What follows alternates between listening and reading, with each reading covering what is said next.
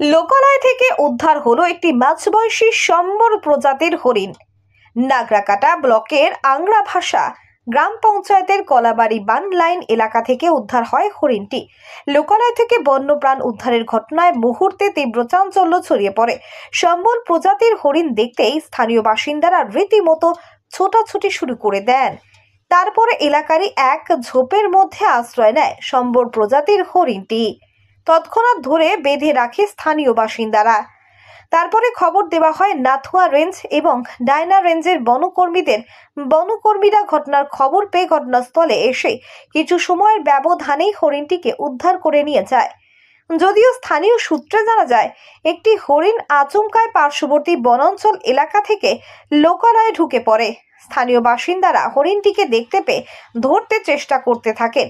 তবে পরবর্তী সময় একটি ঝোপের মধ্যে স্থানীয় বাসিন্দারা ধরতে পারে।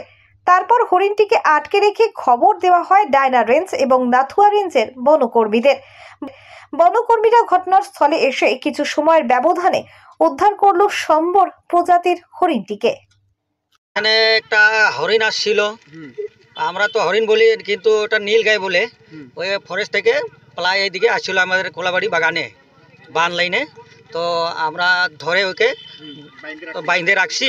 তখন ডিপার্টমেন্টকে ফোন করছি, তো ডিপার্টমেন্ট এসে এখন ও আমাদের নথুয়া রেঞ্জার অফিসে নিয়ে যাইতেছে, নথুয়া ডিপুতে। আপনারা কিভাবে জানলেন এখানে যে? আমরা তো এখানে ফরেস্টে ইয়ে করি, তো ডিউটি করি। আমাদের ডাইনা ফরেস্ট বাগানের ফরেস্ট, ওইখানে আমরা ডিউটি করি। তখন দেখতেছি পুরা ওই দিকে থেকে প্রায় আসতেছে। কখন আসছে? এইটা প্রায় 3টার সময়। কোন জঙ্গল থেকে আসছে? এই তো ওই যে মঙ্গলকাটা গড়কাটা ফরেস্ট আছে না, ওইখান থেকে পালা এইদিকে চানাডিপা হয়ে এইদিকে আসছে। তো আমাদের এখানে বাগানের জঙ্গলে ঢুকছে। তখন আমরা দেখে পেলাম তো পুরো হাফসা গেছে। তখন জালির মধ্যে আইসে, বান লাইনের মধ্যে আইসে বসছে। তখন আমরা রশি দিয়ে বাঁধছি। বনকর্মীরা কি উদ্ধার করে নিয়ে গেছে? বনকর্মীরা উদ্ধার করে নিয়ে গেছে। হ্যাঁ। আপনার নাম? আমার নাম আজিউর রহমান। এটা কোন এলাকা? এটা কোলাবাড়ি ডাইনা লাইন। আপনারা? আমরা জানতে পারলাম এটা হাঁপাই এখানে আসছে, ঠিক আছে। ওই নিয়ে আমরা দেখলাম আর ডিপার্টমেন্টকে ফোন করলাম। ডিপার্টমেন্টে আগে আমাদের বাগানে চায় বাগানে করলাম। সর্বপ্রথম কারা ধরে? আমরাই ছিলাম এই জায়গায়। আপনারা ধরছেন, তারপরে আবার কি হয়েছে? কোনো হয় নাই। হ্যাঁ, জানা গেছে এখানে হইল। বনকর্মীরা কি ঘটনাস্থলে আসছেই? হ্যাঁ, চলে আসছে। আটক করা হয়েছে কি হরিণটি?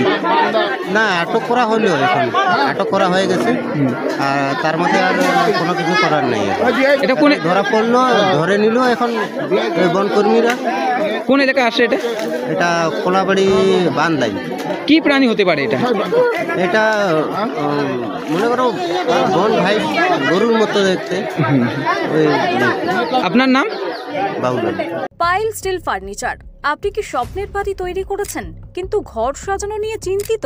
তবে আর চিন্তা করার কোনো কারণ নেই। আজই আসুন পাইল স্টিল ফার্নিচারে। এখানে একই ছাদের নিচে পেয়ে যাবেন নিজস্ব কারখানায় তৈরি স্টিলের আলমারি, শোকেস, খাট, গদি, নিত্য নতুন বিভিন্ন ডিজাইনের সোফা, চেয়ার থেকে শুরু করে ঘর সাজানোর বিভিন্ন আসবাব। এছাড়াও পুরনো আলমারি এবং শোকেস রং এবং সারানো হয়। ঘরকে মনের মতো সাজাতে আপনাকে আসতেই হবে পাইল স্টিল ফার্নিচারে।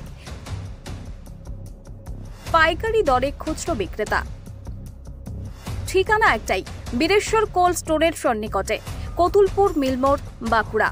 যোগাযোগ করুন আমাদের এই নাম্বারে 9733175018।